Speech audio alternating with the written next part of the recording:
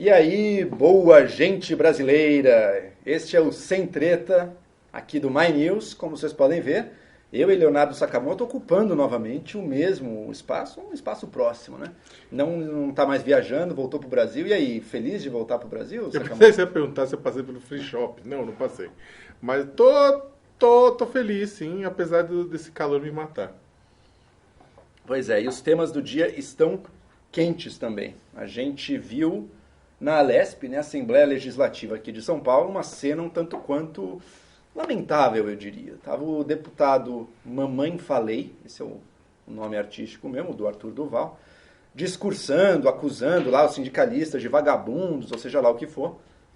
O pessoal fica bravo e corre pra cima lá do palanque onde ele estava, indo na direção dele, ele faz a pose de luta, assim, preparado para uma luta de boxe ali, e rola meio uma quebradeira. Chega a se atracar, né? Mas não rola porrada, Mas não rolou né? porrada, mas teve um outro deputado, outros dois deputados, um deles do Partido Novo e outro, se não me engano, do PT, rolou mordida.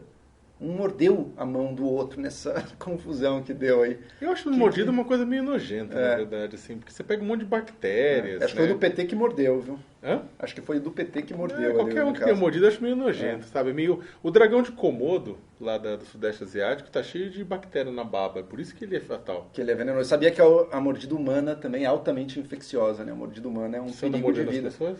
Não, mas eu leio a ciência a respeito. Ele lê Pra me a precaver, ciência. né? Pra me precaver. Ele tá vendo? Mas Você mostra um tá falando de pouco. mordida, cortou cabelo. Você viu, Aqui né? elegante, a sedosidade permanece.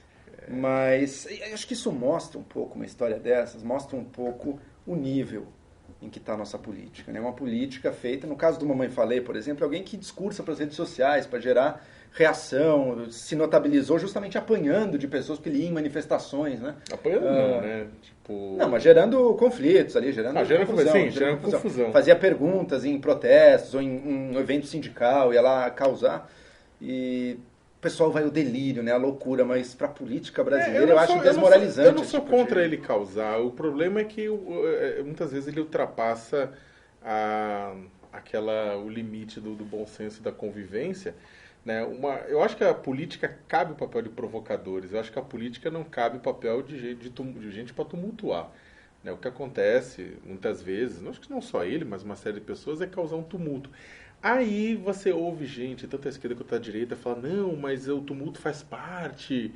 Você quer o quê? Você quer uma conversa delicada, sendo que pessoas estão morrendo, ou que corrupção está rolando. Isso é desculpa, na verdade. É absurdo, porque um tumulto desses em nada ajuda nenhuma pauta social, política que você tem. A corrupção não diminui, a violência na cidade não diminui. É que no Brasil a gente nada disso ajuda nada. No Brasil a gente já tem o tumulto como parte do processo político, né? Muita gente tumultua propositadamente para causar um ruído no processo político, na qual a mensagem perde importância, o ruído no canal passa a ser mais importante, né? O pessoal que recebe a mensagem fica ao delírio com essa coisa ruidosa, não presta atenção na mensagem e aí passa. E no caso, na Assembleia Legislativa de São Paulo, estamos tratando o quê? Nada mais, nada menos do que a reforma da Previdência Estadual.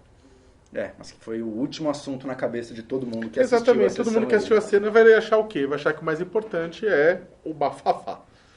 E o mais importante é a aposentadoria, né? E seguindo... Nossa, que gafe. Continua. É o Mamãe Falei? Continua. É a Mamãe Falei, é que não gostou do take que a gente Olha, deu se fosse aqui. ao vivo, sim, mas é que a gente não é ao vivo, né? Isso é gravado, né? A não ser que tenha um espião aí. Mas vamos mudar de pauta. Eu quero sair porque o Brasil está muito para baixo, muito desmoralizado. As cenas no Congresso também ali foram lamentáveis, né? Da coisa da CPI das fake news ali.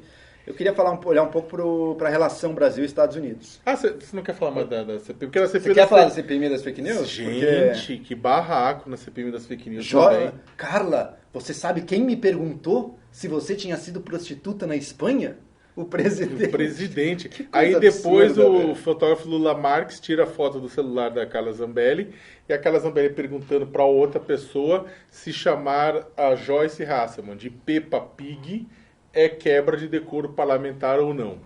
Gente, olha onde a gente chegou. Olha o fim, tudo bem que no fundo do poço tem sempre um alçapão, mas a galera tá se esforçando, né? Tá se esforçando, a gente tá normalizando cada vez mais a baixaria como o dado normal da política do dia a dia do Brasil. É muito ruim, acho que puxa tudo muito para baixo. impede a gente ver qualquer solução concreta para qualquer problema, mas, apesar de tudo isso, essa CPMI está tendo uma coisa importante.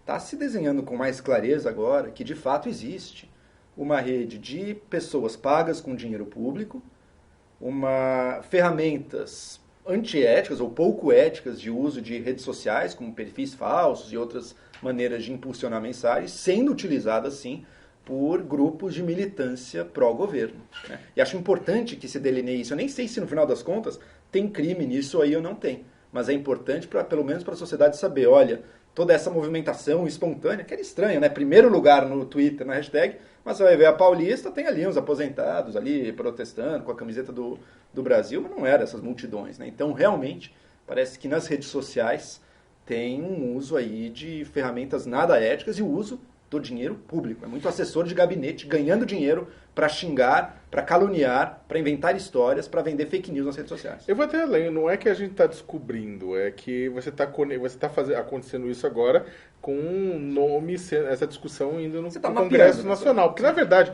tudo isso, o que a Joyce apresentou, o que outras pessoas estão apresentando na Câmara, lá no Congresso Nacional, não são exatamente novidade, nada daquilo é exatamente novidade. Grupos, organizações que estudam a distribuição de desinformação via redes sociais, via aplicativos de mensagens, há muitos anos já passam tudo aquilo, inclusive com os nomes, com os dados, e a única diferença é que quando essas organizações, esses pesquisadores vinham a público colocar isso, divulgar na imprensa, eles eram atacados, eles eram xingados, eles eram ameaçados de morte. Agora, dentro do Congresso Nacional, essa discussão está sendo feita ainda com ataques, com ameaça, né, que a gente viu as redes sociais, enquanto a Joyce reclamava de robôs sendo usados para colocar em primeiro lugar no Trend Topic Joyce traidora, aquela coisa, né? E o problema é que o grande problema é que as pessoas também não são, elas têm uma certa dificuldade de ter consciência a respeito disso. Pessoas que são apoiadores do Bolsonaro falar, eu estou tweetando Joyce traidora e eu não sou um robô, portanto, as outras pessoas também não são robôs. Não significa que todo mundo é robô, mas há uma grande quantidade de grupo, há uma parte desse processo que ele é automatizado, há uma parte desse processo que ele é construído para bombar. Tem pessoas que são reais, mas eu tenho certeza que usam disparo automático, porque o perfil delas, embora tenha uma pessoa de fato ali, é minuto a minuto a mesma mensagem repetida por horas a fio. Sim, mas há pessoas também que são incentivadas e disparam elas mesmas, também 2 ou 3 mensagens, porque são exatamente influenciadas por essa estrutura toda de desinformação. É esse que é o ponto. Não significa você que está me ouvindo e concorda com o presidente, falar, mas eu disparei, eu não sou robô, você não. Mas você faz parte de uma estrutura que, inclusive, você é uma peça-chave. É influenciado por robôs, é influenciado pelo filho do presidente, etc. E acaba fazendo parte disso tudo. Como resolver? Aí é uma outra discussão, a gente até já discutiu isso aqui em outros programas, tudo isso mais, mas vai ter que ser muito trabalho de educação para as pessoas poderem diferenciar o que é um debate com qualidade e o que é simplesmente propagação de ódio. E do ponto de vista da pessoa física, como resolver, eu descobri, recomendo a todos, é o botão do bloco. Não tenha dúvida. Chegou falando besteira, xingando, repetindo slogan de gado, bloque na hora, a sua vida melhora muito. Mas sabe que eu sou meio contra? Eu tenho evitado... Ou silenciar também. O silenciar é porque o cara te segue. Eu só bloqueio pessoas quando as pessoas falam assim, vou comer da sua mãe, assim, sabe? Aí você fala assim, velho, desculpa, tchau. Quando a pessoa é muito assim, tchau. Agora, se a pessoa está criticando, pura e simplesmente, tá lá. Criticar não, você vem para xingar. Eu tenho o critério seguinte, se o nome é falso, não tem um nome de ser humano na conta, e tá xingando, eu bloqueio porque não tenho interesse em saber quem tá ali. Se eu acho que é uma pessoa real e tá xingando, se portando de forma ruim, às vezes eu respondo, muitas vezes eu silencio para ela continuar passando raiva lendo minhas coisas, mas você lê todas as pessoas que... Não leio todas, mas chega algumas coisas eu leio, né? Daí velho, tipo, vou ser sincero, eu tô me esforçando ultimamente para ler... Ou não ler, né? Não, eu tô me esforçando para ler os comentários mais do pessoal que tem certificado de autenticidade, sim. Né, do que a massa. Sem demérito para quem não tem, mas é que eu decidi dar um pouco de vazão à ideia de ter uma sanidade mental. O bloco que ouve a rede social é o bloco do olho que não vai olhar para o bloco do olho, né? Deixa lá o pessoal postando. Vamos para a pauta agora. Bom, a gente tem mais uma que eu queria trazer aqui antes da central. A gente tem essa relação Brasil-Estados Unidos que Parecia que era uma relação de amor, pelo que o Bolsonaro falava, né? I love you, Trump. Não era amor, é cilada. Mas o Trump, em toda oportunidade que tem, parece que pisa na nossa cara, deixa a gente para trás, Senti você magoado. deixa esperando. Você a gente magoado. continua implorando migalhas ali na mesa do presidente americano. Você sabe que mais um pouco, e se a gente trazer aqui 2 amigos nossos sertanejos, isso vira música, né? Pois é, mas estamos vivendo. O Bolsonaro poderia entrar no sertanejo universitário aí com 2 coisas, né? Primeiro, o Trump dizendo falsamente, acusando falsamente o Brasil e a Argentina de estarem manipulando o câmbio, de que essa desvalorização do nosso câmbio seria parte de uma estratégia de exportação, que não é verdade, e que dizendo, então vamos botar tarifa. Foi engraçado o tweet dele até, porque ele falou isso beneficia a agricultura deles. Portanto, a gente vai baixar uma tarifa no aço. Não sei se aço faz parte da agricultura aí. Mas enfim, ameaçou uma tarifa no aço e outra. Já disse para o Brasil, continuem negociando aí o 5G com a China, que vai ter retaliação também, né? Que não vai ter base de Alcântara, não vai ter outras coisas que a gente negociou. Então o Brasil está sentindo que quem entrega tudo numa relação, né, quem investe totalmente, é a parte mais fraca, né? Tá vendo? Você que tem aquela sua relação, que está começando a se apaixonar, você pode aprender com o governo Bolsonaro, não entrega tudo, sabe? Faz com que o outro sinta a sua necessidade, sua falta também, né? Tipo, sabe, faz aquele alto valor, né? Invista em si mesmo. Porque, olha, não existe em relações internacionais amigos, o que existe são interesses, né? Então, o Brasil tem interesses comerciais, tem interesses culturais, tudo. O Bolsonaro queria criar uma situação de vassalagem com o governo americano, né? Os Estados Unidos, tipo, o Trump sabe que o Bolsonaro é fã dele e que ele é ídolo do Bolsonaro. Na verdade, o ideal seria que o Trump visse o Brasil como, ele quer ser parceiro comercial, ele tem interesse comercial, mas ele é independente e soberano. Não, ele vê o Brasil como um fã. O Bolsonaro vê o Trump como um ídolo. Nem com tudo que aconteceu, o Bolsonaro é capaz de fazer uma crítica forte, né? O Guedes também faz uma crítica aqui e ali, mas pelo amor de Deus, sabe? Aquela coisa... A autoestima... Nossa, é um governo que não tem uma autoestima nas relações internacionais com os Estados Unidos, mas enfim. O fato é que é uma relação péssima que se estabeleceu e agora o governo americano surfa nessa história também. Ele está fazendo o quê? Está fazendo isso para quê?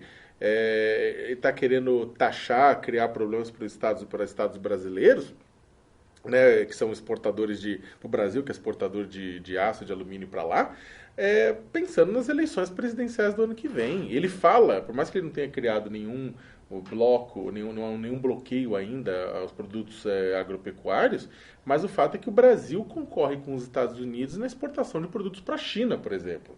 E é claro que o Trump, ao criar problemas comerciais para o Brasil, não importa que produto, ele está tentando falar com os estados que são produtores agropecuários, são produtores industriais, principalmente swing states, são aqueles estados que ora votam democrata, ora republicano, e acabam decidindo as eleições. Ele está tentando abrir espaço junto a esses estados, olhando as eleições do ano que vem. O Brasil, que não tem absolutamente nada a ver com isso, e a gente não precisaria estar tomando essa lavada agora, engole seco. Pois é, engole seco e fica a ver navios aí. Eu até concordo que a estratégia de aproximação com os Estados Unidos seria boa para o Brasil, porque a gente poderia ter relações mais próximas, há grandes ganhos econômicos aí, só que aproximação não é subserviência, né? Quando vira subserviência, quando vira a gente ofertando e dando de graça, daí fica complicada a coisa. E o 5G, por exemplo, a coisa boa do capitalismo é concorrência. Concorrência por quê? Porque os concorrentes podem oferecer um produto melhor, com preços mais baratos, com vantagens mais interessantes para os países. Os Estados Unidos quer vender o sistema 5G dele para o Brasil. A China, via a Huawei, quer vender também para cá. Vai entrar numa concorrência pesada, que são bilhões e bilhões e bilhões, né? Que fazem parecer essa questão do aço, do alumínio, bobagem de criança, né? Tipo, é muita grana que vai rolar. O ponto é que o governo americano está jogando pesado, jogando sujo. Esperemos que o governo brasileiro não fique naquele comportamento de não podemos desagradar o Trump. Não, ele me ama, ele está fazendo isso, mas ele gosta de mim. Vamos ver até quando duram as ilusões aí. É. Pauta do dia, pessoal. Roda o VT.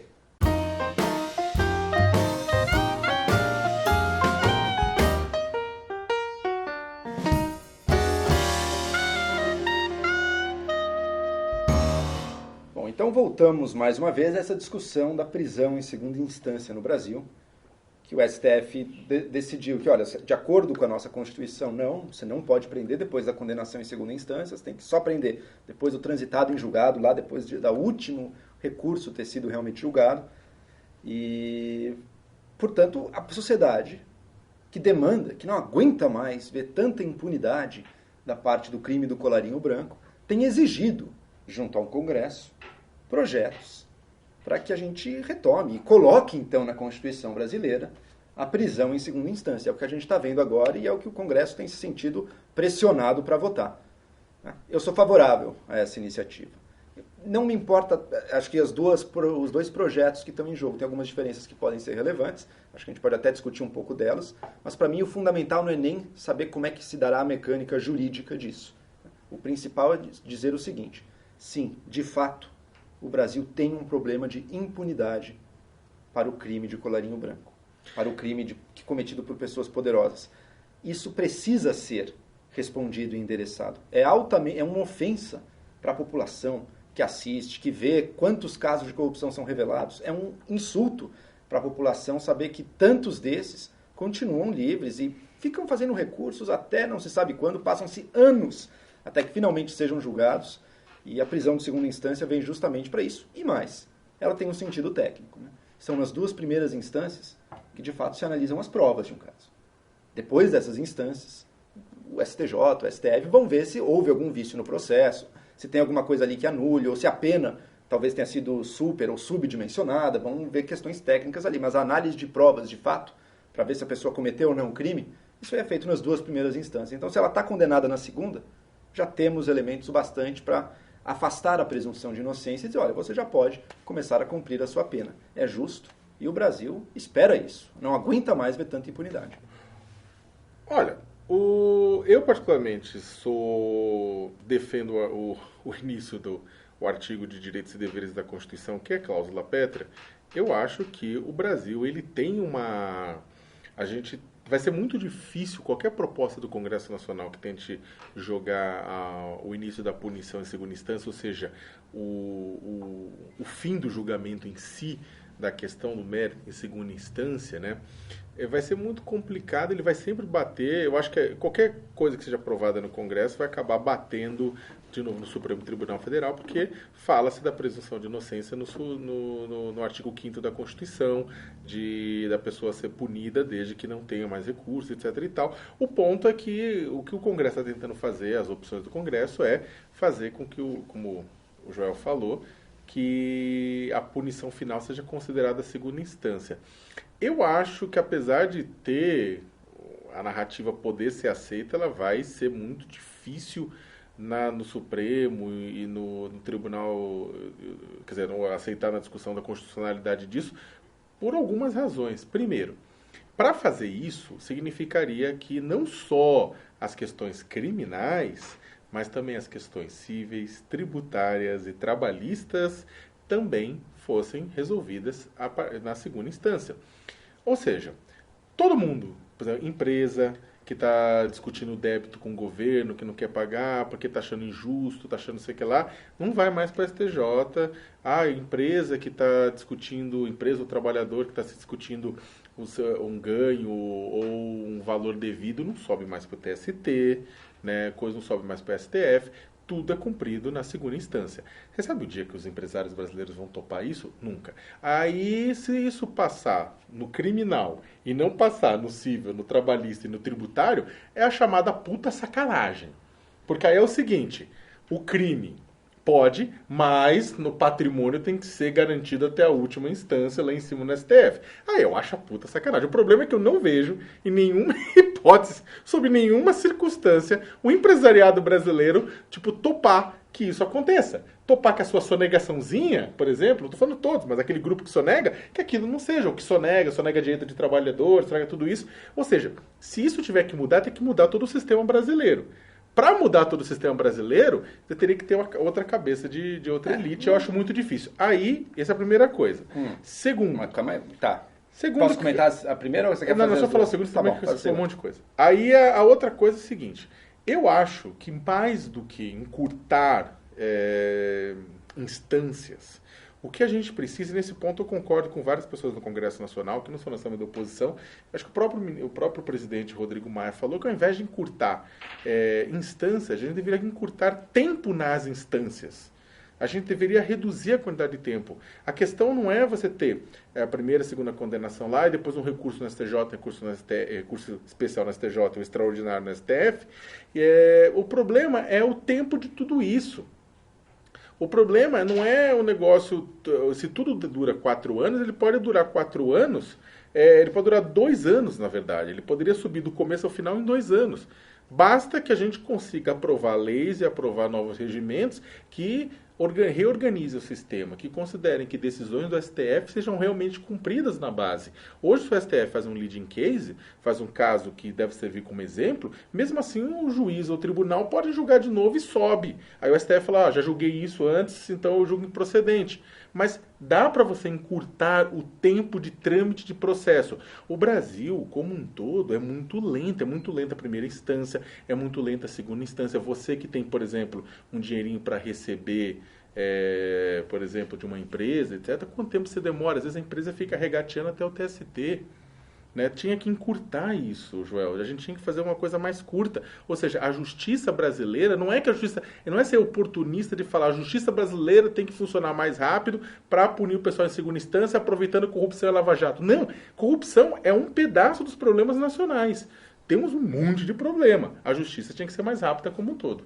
Pois mas eu também quero, todo mundo quer que cada instância seja mais rápida também. Parte disso é justamente pelo afogamento, pela quantidade de casos que chegam em recursos para o STF. Quantos casos ridículos o STF acaba não tendo que chegar, imagina, a Suprema Corte de um país, a Corte Constitucional de um país, julgando o caso de contendas entre 2 pessoas, 2 indivíduos ali, uma coisa que realmente parece absurda, e chegam muitos casos, especialmente criminais, justamente chegam nas instâncias superiores para protelar a punição. Se a punição já acontecer a partir da segunda instância, de novo, a segunda instância é o último momento no qual se analisam as provas do crime.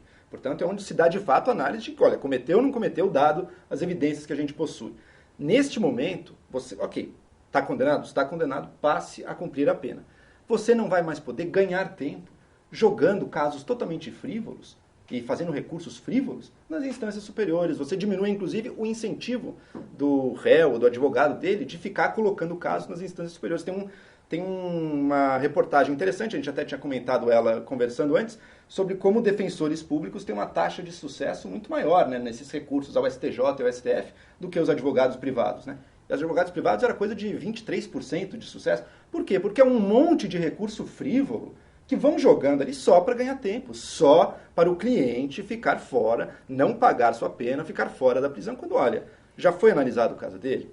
Dos elementos técnicos, as provas, as testemunhas já foram analisadas. Então, se ele está condenado, sim, comece a fazer sua pena. Acha que teve algum erro no processo? Acha que tem algum vício ali? Acha que a pena foi muito estrita? Pode ser, faça o recurso, mas já cumprindo a sua pena. Então, isso é totalmente justo e está de acordo com o que acontece em outros países. Que país é depois da 4ª instância a punição? Mas é que é o seguinte... Não tem, é a primeira ou segunda instância. É que se a gente se organiza no nossa estrutura, no nosso sistema judicial, ele está organizado de forma que a punição começa após não haver mais recursos. O grande problema nacional, e vamos ser bem sinceros, a nossa justiça ela é disfuncional em muitos sentidos. Ela é fundamental, ela é importantíssima para o país funcionar, mas ela é disfuncional em muitos sentidos. Primeiro, boa parte dos processos que dão entrada, elas não precisavam virar processo. O Brasil tem mais processo do que entra. Por quê? Porque a gente tem um alto nível de litigiosidade e baixo índice de conciliação. A gente poderia ter instâncias que são fora, extrajudiciais, para conciliação de problemas, de pequenos problemas de violência, de pequenos problemas civis, domésticos, de pegar e fomentar a justiça comunitária, a justiça de conciliação, como existe em outros lugares do mundo. Nos Estados Unidos, por exemplo, é isso. Você tem uma quantidade menor que entra, porque você tem todo um processo de conciliação, porque as pessoas veem, é caro entrar no sistema judicial, então vamos tentar resolver isso aqui antes, que é melhor para todo mundo. Então, ou seja, a gente deveria atuar isso. Agora, uma sociedade que está totalmente deflagrada conflito, é difícil. As pessoas não confiam umas nas outras, não querem fazer acordo, querem ir para a justiça, porque acham que cada uma a justiça vai resolver. Então, começo de conversa por aí. Segundo ponto, Questões de crime, de violência, que é importante que se diga, as pessoas já começam a cumprir pena na primeira instância. Às vezes até antes, se a pessoa ela cometeu um crime hediondo, ela é um risco para a sociedade, estuprou, flagrante e tal, ela já começa a cumprir pena. Para essa não vai mudar nada. Para essa não vai mudar nada. Aliás, o Brasil deveria estar se dedicando neste exato momento, na minha opinião, na questão de diminuir a quantidade de presos provisórios. Pessoas que estão presas sem ter sido condenadas. Isso dá uma quantidade, uma porcentagem de que é 30%, 40% do número de presos, que é o quê? Ele pensa pessoa que está preso sem ter sido condenado, sem ter sido nenhuma instância. Tudo bem, isso é um outro problema que tinha que resolver. Eu acho, que se a gente conseguisse, por exemplo, se o Supremo, se houvesse mudança de legislação, eu concordo contigo que é muito lento, que não dá para ficar esperando tanto a questão criminal, civil, tributário, trabalhista, não dá para ficar esperando tanto tempo assim. Só que eu acho que existem formas da gente acelerar esse processo, sendo que é o seguinte, determinadas decisões do STF devem ser colocadas em prática invariavelmente na primeira e na segunda instância. A segunda e primeira instância tem que ter obedecer isso. Né? Elas não colocam, elas procuram brechas. O próprio TRF4, na questão do Lula, agora encontrou uma brecha e saiu. Então é o seguinte, o que acontece? O STF vai ter que ir lá e julgar. Por quê? Porque ele encontrou uma brechinha e foi. Né? Então é o seguinte, o pessoal está sempre querendo encontrar uma brecha, por quê? Porque os tribunais estaduais muitas vezes não querem seguir a recomendação do STJ, do STF. A gente tem tribunais no Brasil que são bastante desobedientes à própria jurisprudência. E aí acho que é um ponto muito, muito complicado. A gente não tem uma organização judicial que ela seja harmônica, né? A gente tem uma zorra. E aí, ou seja, muitas vezes o STJ, o STF, ele que dá uma liga a isso. Outra coisa, tipo, só para terminar. Tem muito estado, tem muitas regiões estaduais, o que aconteceu no TJ da Bahia, por exemplo, agora, que foi preso a presidente do TJ da Bahia. Você tem um monte de TJ que opera lá dentro, internamente, opera de forma irregular, beneficiando acabando bem. Deixa eu pontuar uma coisa aqui. Você está trazendo diversos pontos e pontos verdadeiros de coisas que tem que melhorar. As decisões do STF têm que descer para as outras instâncias. É absurdo cada juiz decide, cada juiz é uma ilha aí que decide as suas próprias, sem fazer referência à jurisprudência de instâncias mais altas. Ridículo isso. Outro ponto, temos que ter mais conciliações sim. Vamos ver como é que a gente cria mecanismos para facilitar isso. Mas nada disso toca nesse ponto central, que, olha, é justo, está em linha com o que o resto do mundo faz, punir na segunda instância. E tecnicamente é perfeito também, porque é ali que se analisam as provas. E dado que a gente não tem isso, a gente fica nessa situação absurda que você trouxe. O criminoso que roubou uma comida num boteco, um frango no boteco, esse está preso antes de ser julgado, antes da primeira instância. Um corrupto, um empresário, que pagou propina de bilhões, só vai preso depois da última instância, vai ficar anos fora, anos impune. Isso é inaceitável para o Brasil. E é claro, as duas coisas são essenciais. Primeiro, preso não violento, pequeno traficante de drogas, esse cara não devia estar na prisão e temos que resolver aí. Agora, o grande criminoso, o criminoso do colarinho branco, temos que querer, sim, mais punição para ele. E é um assinte, é um insulto para qualquer brasileiro ver pessoas que a gente sabidamente cometeram crimes, que estão protelando seus julgamentos indefinidamente, que continuam livres, leves e soltos e ricos, andando por aí. Um dos crimes que mais me chocou, até porque eu acompanho pessoa atua no combate ao trabalho escravo, tudo, então, que foi a chacina de Unai, quando 4 funcionários do Ministério do Trabalho foram mortos por fazendeiros de feijão, família Mânica, ali no noroeste de Minas Gerais. Até agora eles estão protelando isso, aquilo, fica preso um pouquinho, sai, protela, blá, porque então, são ricos, vão conseguindo, vão jogando pra frente. Então, tecnicamente... E não tem que acabar com isso? Então, é isso que eu ia falar. Não só como esse assassinato, Irmã Dorothy, Stang, uma série de outros assassinatos de pessoas do campo que eu acompanhei todo esse tempo, e é claro que é claro que a questão de violência, de morte, quando é júri, é óbvio que tem que ficar... tipo, o assassino é condenado pelo júri, claro que tem que ser preso. Não estou nem entrando em discussão. Estupro, tudo tem que ser. Essa é a discussão. A questão é a seguinte, a sociedade brasileira ela é muito punitivista. A lei brasileira ela é muito punitivista. Tão punitivista que a solução para os problemas brasileiros é cadeia e ponto. Né? Eu não estou querendo passar a mão na cabeça de bandido de maneira alguma, mas eu acho que meter, como diria um monte de gente, meter mais pessoas que fizeram crime leve na cadeia, é você entregar mão de obra gratuita para o PCC, para a família do Norte, para amigos dos amigos, para o Terceiro Comando, para o Comando Vermelho e por aí vai. O que eu estou falando é o seguinte, eu acho que é necessário, a gente poderia até entrar nessa discussão de jogar as coisas para a segunda instância, refazer, repensar inclusive esse ponto da Constituição, mas eu acho que antes disso, como a gente está trabalhando com um sistema disfuncional da justiça, a gente deveria resolver os outros problemas e aí aplicar isso. Por quê? Para evitar coisas como inocentes indo para o xilindró antes da hora. Eu acho que a gente deveria garantir o quê? Por exemplo, cara que está vendendo papelote de cocaína de maconha, não adianta botar na cadeia, é bobagem. Você vai o quê? Vai ficar enchendo gente na cadeia por causa disso? A pessoa cometeu uma coisa, um furto de pequeno valor, ou uma coisa pequena, vai botar na cadeia? Não vai botar na cadeia. Ou outras coisas, pequenos crimes, mesmo de colar de branco, mas pequenos, ou pequenos crimes de roubo e furto, não faz sentido, sabe? Tornozeleira tá aí, tem um monte de coisa que dá pra fazer, prestação de serviço à sociedade. Começa a usar a tornozeleira, então. Mas sim, mas vamos, é que tá. Vamos fazer, mas entendeu? É que me incomoda que a alternativa brasileira para tudo que é delito e crime seja cadeia. A cabeça do brasileiro é punitivista, eu concordo, e tem problemas aí. E a lei brasileira, com criminosos, digamos assim, pé rapados, é punitivista. Esses caras, como a gente falou, estão presos antes da primeira instância. Para os criminosos, poderosos e quem tem algum recurso, o sistema brasileiro não é punitivista. Ele é leniente ao extremo. Basta lembrar aquele caso que a gente discutiu aqui do goleiro Bruno. Não fazem 10 anos. O cara já está solto. Já está fazendo sucesso. Já está jogando. Então, como é que a gente pode dizer que a lei foi punitivista com ele? Não fomos punitivistas. Mas aí você tem que fazer o seguinte, mas é por isso que eu estou falando. Quantos corruptos já estão soltos? A gente até não agora, somos punitivistas com criminosos poderosos. A gente até agora não conseguiu terminar a reforma do Código Penal brasileiro. A gente não conseguiu terminar a reforma do Código Civil. O Código Penal a gente não conseguiu. O Senado fez um debate, houve muita discussão. Está parado esse negócio. O Brasil precisa reformar seu Código Penal de uma maneira geral. O que acontece é que, infelizmente, a gente está aproveitando casos, utilizando pessoas famosas como Lula, como A, B, C, D, para tentar utilizar, botar o peso. O Congresso Nacional discute isso como se a segunda instância fosse o principal problema da morosidade da justiça. E não é. A justiça brasileira é morosa, é devagar em muitos setores. A justiça trabalhista ela é mais rápida, a justiça eleitoral é mais rápida ainda por questões óbvias. Só que, no caso durante as eleições, é claro, depois... Só que a gente precisa, na verdade, fazer uma reforma para acelerar todo o sistema de justiça. E aí, vamos dar exemplo, um caso como o do Lula poderia correr muito mais rápido. Quer ver um caso bizarro? Maluf.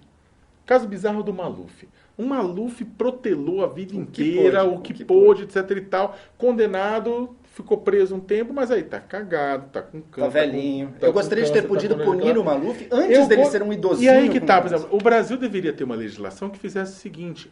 Tudo bem, pega o Maluf em flagrante, eu até falar o seguinte, ao invés de pode deixar até um tempo curto na cadeia, um ano, etc., mas pega todo...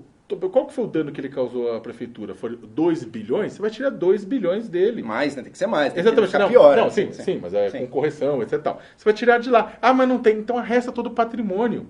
Sabe que quando você discute isso no Congresso, é que as pessoas falam, mas a família não tem culpa disso. Mas o patrimônio não tem culpa disso. O patrimônio no Brasil vale mais do que liberdade. O ideal seria pegar tudo que a pessoa roubou e devolver para os cofres públicos. É mais importante isso do que a própria cadeia. Só que sabe o que é louco? Esses caras preferem ir para a cadeia do que dar o dinheiro. Perfeito. Ô, Palocci. Eu estou mais do que disposto a discutir diferentes formas de punição. Inclusive, com a corrupção, poderia ser a punição financeira, mas daí ela tem que ser sempre mais do que foi roubado. Ela precisa ser uma punição. Exatamente, não só uma tem que ser a punição. Ela tem que tirar muito mais do que foi roubado. Então, mas o segundo ponto. E também, a minha defesa de segunda instância não tem nada a ver com Lula. Mesmo porque não vai retroagir. Se voltar à segunda instância agora, mas é que a sociedade, não vai retroagir. Ele já foi condenado em segunda instância, está indo para a próxima. Quem já está condenado em segunda, no momento em que a lei passar, não retroagirá para colocar essa pessoa na cadeia. E estou mais do que disposto a discutir diferentes penas também para o crime de corrupção. Mas o que eu quero falar, o que eu estou frisando, é o momento da execução dessa pena. Pode ser financeira, pode ser tempo de prisão, podem ser outras, mas o momento dessa execução tem que ser antes, e não só depois que o cara é um idoso, já doente, que você também não vai botar na cadeia por causa de direitos humanos, uma prisão normal, e que daí, mas viveu grande parte da vida dele sabidamente já tendo cometido os crimes, protelando, fazendo recursos, nunca deixando chegar. Essa situação é insustentável. Existem muitas outras coisas também a se mudar no sistema de justiça, no processo penal brasileiro, mas sem dúvida alguma, a condenação, a execução de pena depois da segunda instância, que está totalmente em linha com o que se faz em todo o mundo desenvolvido, sem dúvida nenhuma, é um passo na direção certa. Então, para finalizar, que eu sei que não vai ficar isso aqui ad eterno, mas eu acho que a nossa Constituição ela é muito... Acho não. A nossa Constituição é muito clara com relação ao momento de início de punição. Isso aí o STF interpreta de vários jeitos. Isso aí não, mas o STF tira de letra isso aí. Não, mas o que está escrito... estamos falando dos artigos de direitos fundamentais, que é aquilo que é o contrato social que nos mantém unidos como sociedade. Que muda, uma hora é uma coisa, não, mas o artigo da... o artigo 5º da Constituição, ele não muda, é cláusula pétrea, só pode mudar... Você entende mais que o ministro Barroso. Não, por Assembleia Constitucional. Então você sabe mais que o ministro Barroso. Não, mas os ministros... Eu não vou debater. Não, mas os ministros... Você pode falar a mesma coisa, então você sabe mais do que a maioria dos ministros do Supremo. Eu não estou discutindo o ponto jurídico. O ministro do Supremo, a maioria dos ministros do Supremo entenderam que você tem uma cláusula pétrea lá e que você só poderia mudar isso em Assembleia Constituinte. Então faz uma Assembleia Constituinte para isso. Tirando... Não, então... Só que assim, hoje é a maioria e o ministro Barroso, no caso, é a posição derrotada, né? Derrotada. Muda um voto ali que tudo se resolve. Esse é o problema jurídico, não é o problema. Mas então, é derrotado. O ponto é o seguinte, é a posição derrotada. Se é a posição derrotada, na minha opinião, o melhor seria a gente fazer as alterações na justiça para que ela fluísse mais rápido, ou seja, ganharíamos tempo em todas as etapas da justiça, de forma que o tempo que é gasto hoje da primeira até o final da segunda instância seja o tempo que seria gasto da primeira até a última, caso seja necessário. E vamos lembrar que nem todos os processos sobem para terceira e quarta instância. Temos processos que realmente terminam na segunda instância. São casos raros, não são todos que sobem. São poucos casos. Com a prisão em mas são poucos casos. Porque... O que a gente precisa diminuir, a gente precisa enxugar o sistema como um todo. A gente não precisa enxugar um ou dois casos. A gente precisa enxugar o sistema como um todo. O Brasil, sabe o Brasil, o problema é o seguinte, o problema é que a gente constrói uma estrada, a estrada está ruim, ao invés da gente recapear a estrada inteira, a gente vai consertando buraco após buraco. Esse é o grande problema. O que eu estou propondo é um conserto do sistema de justiça como um todo para seguir a Constituição e ser célere na sequência da Constituição. Aproveita também e bota o melhor traçado para a estrada, o traçado direto ao ponto, de cidade A a cidade B. E o que é curioso... Nem sempre o mais direto é o mais justo. O STF... Não, mas é totalmente justo, é em linha com o que o mundo inteiro faz. O próprio STF, o próprio Toffoli... Não, são parâmetros relevantes. Mas o próprio Toffoli, que votou contra a prisão em segunda instância, já deu a entender que, olha, vindo um projeto de lei correto ali, ele está mais do que disposto a aprovar, provavelmente teríamos até maioria no STF. Ele fala isso, agora eu quero ver qual que é a alternativa. Esse argumento puramente juridiquês perde força. O direito é o meio pelo qual a gente faz coisas que são importantes socialmente, que a gente julga por um processo político importante. Ele nunca é a grande barreira ou o grande motivo de algo existir. O direito é a ferramenta que o homem criou para poder resolver problemas sociais. Mas ele não é uma realidade entre os... infelizmente, a Constituição não deixa e nunca vai poder. Isso não é verdade. Joel, mas não é isso. Isso não é verdade. Não é isso. Não é verdade. Se a gente realmente fosse isso que você está falando, o artigo 7º da Constituição garante que o salário mínimo tem que ser suficiente para garantir transporte, moradia, educação, saúde, tudo isso. De acordo com o DIEESE, seria algo em torno de 4 mil reais. O ponto você defende esse salário mínimo? Claro que eu defendo. Você defende? Você acha que seria bom para... Daí vamos fazer um outro programa sobre isso. Mas ele pode fazer, mas é que eu e você não vivemos de salário mínimo. Não, mas quem vive não vai ter emprego. Mas eu não vou discutir isso agora. Num próximo programa a gente discute. Numa sociedade injusta em que o mercado ele manda sobre a dignidade das pessoas, certamente não. Agora, já que você está falando isso, em qualquer lugar do mundo civilizado, na Europa Ocidental, por exemplo, o salário mínimo ele é maior do que essa merreca de najaratureta que a gente está tendo hoje. A Alemanha criou o salário mínimo no século XXI apenas. Quer dizer, existem outras países e nem sou contra o salário mínimo. De 4, 5 ainda bem, hein? 4, 5 mil eu sou contra. Agora, pode manter o que está aí, salário pode mínimo, aumentar um pouco, não sou contra. Quer ver um negócio? Quer fazer um sistema que nem o americano? A Alemanha paga não que nem nos Estados Unidos. A Alemanha não tinha salário mínimo e pagava bons salários. Mas eu não vou nem entrar nesse... Tudo bem, mas em lugares onde a lei não funciona... Vamos finalizar a discussão aqui. No Brasil a lei não funciona, Joel. Então o que acontece? Se você quer botar para fazer livre mercado pagando salário... Você consegue, tipo o quê? Você consegue o pessoal recebendo R$1 por hora. No Brasil, melhor ainda. Vamos lembrar, são 54 mil trabalhadores escravos. A remuneração média sobe, não de acordo apenas com o salário mínimo. Mas vamos então aqui,